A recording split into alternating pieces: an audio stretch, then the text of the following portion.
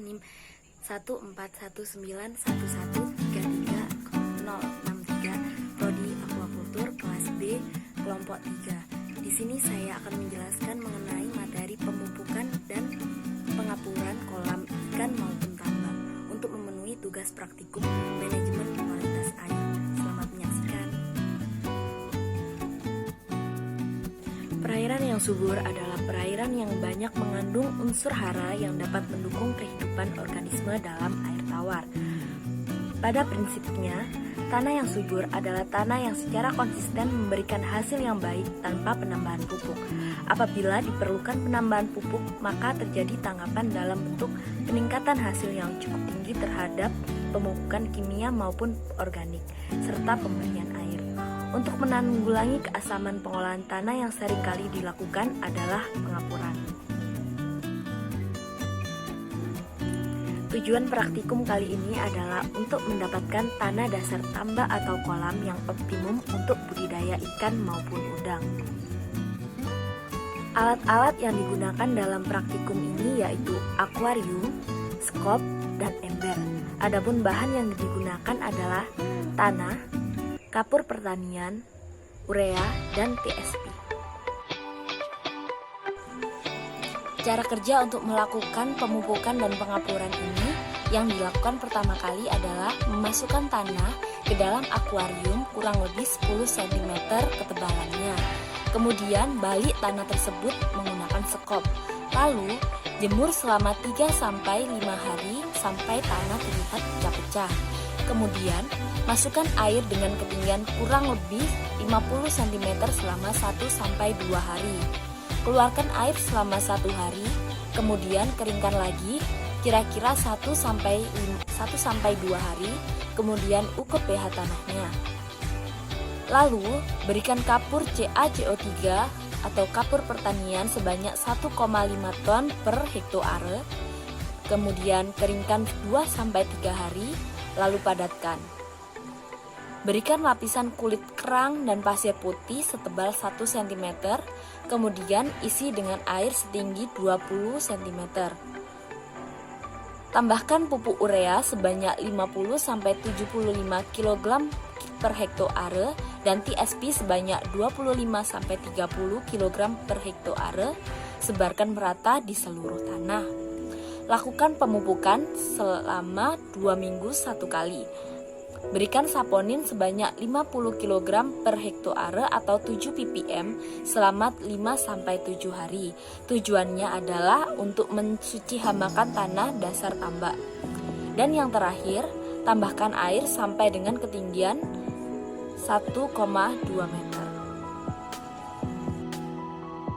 Pengapuran adalah pemberian kapur ke dalam tanah pada umumnya bukan karena tanah kekurangan unsur kalsium, tetapi karena tanah terlalu masam. Oleh karena itu, pH tanah perlu dinaikkan agar unsur-unsur hara seperti fosfor mudah diserap tanaman dan keracunan aluminium dapat dihindarkan.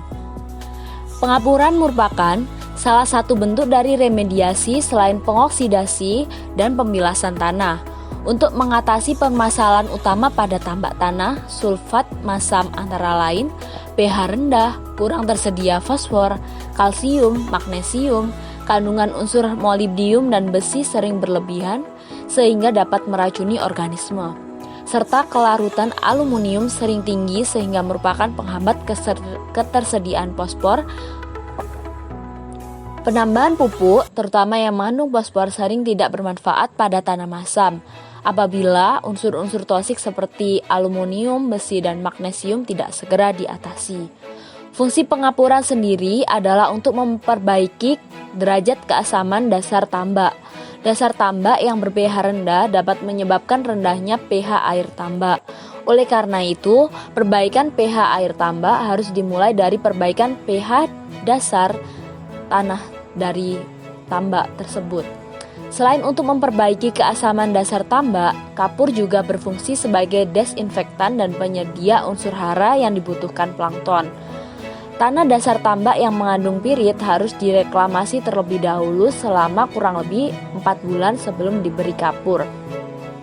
Kapur yang digunakan di tambak berfungsi untuk meningkatkan kesadaran dan alkalinitas air, membentuk sistem penyangga atau buffer yang kuat, meningkatkan pH, desinfektan, mempercepat dekomposisi bahan organik, mengendapkan besi, menambah ketersediaan unsur fosfor, dan merangsang pertumbuhan plankton serta bentos.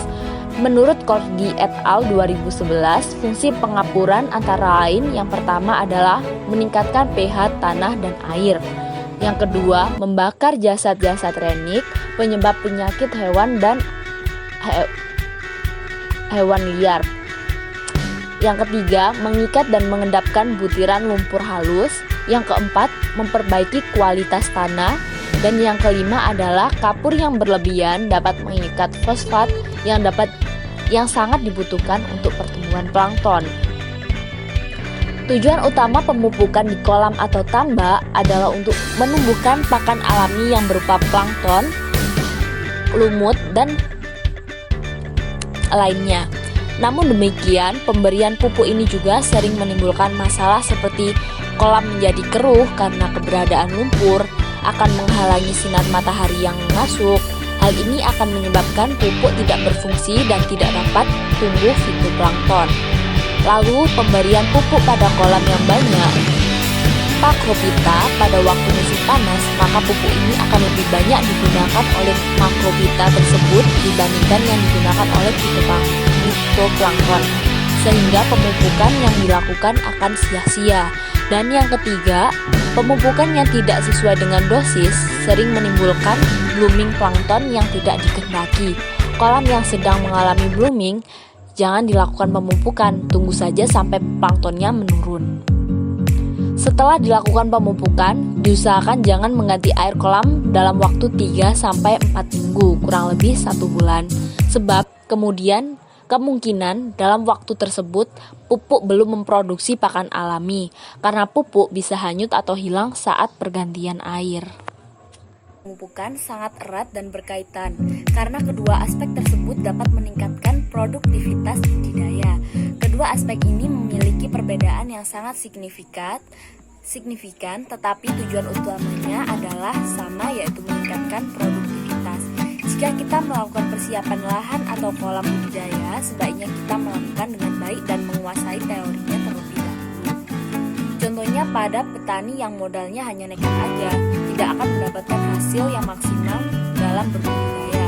Untuk itu, dalam berbudidaya didahulukan pengapuran dibandingkan pemupukan.